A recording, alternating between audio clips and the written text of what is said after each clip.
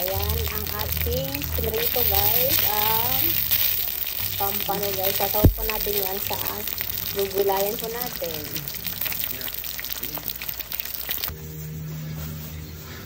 Ayan, lalagay tayo ng ating malunggay. Yan, bagong pitas po yan sa ating tanim. Tapos, meron tayo ditong guys, kalabasa. Bunga ng singkamas. Tapos yung sitaw. Ayan po ang ating gugulayin guys. Tapos, mayroon tayong bardeng sili. Lalagay po natin dyan.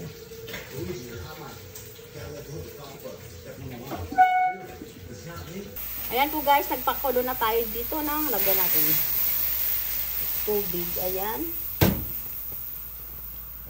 Tapos ilalagay ko yung giniling. Lagyan natin ng ano guys.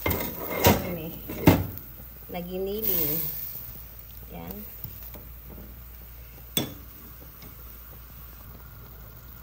Ayan guys, pag okay na po yan, ayan, lalagay na po natin yung bawang at saka sibuyas. Ayan. Tapos, paglalagay na po ako ng pampalasa dyan, guys. Ito yung pamintang durog. Ito yung pampalasa, ayan. Tapos, lagyan na po natin siya ng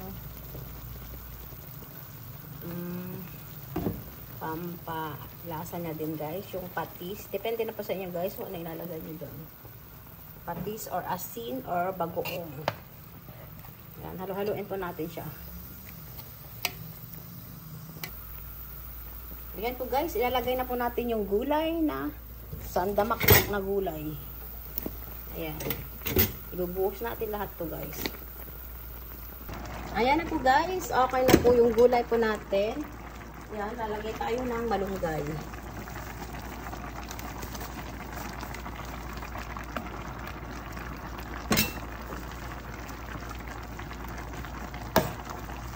Tapos sabay na natin yung gata guys. Ayan, dalawa yung nalagay po natin.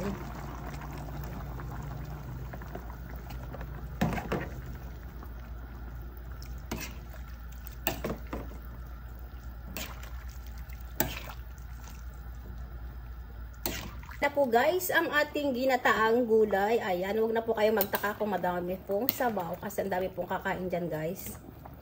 Ayan. Tapos lalagay po tayo ng ano niya guys, yung sahog. Yung pampano guys, na pinrito natin kanina. Nawakan ko na guys. Ayan. Lalagay tayo na. Ayan, daming sili guys. Ayan.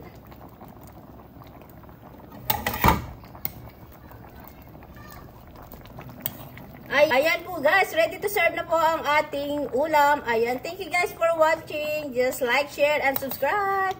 Bye!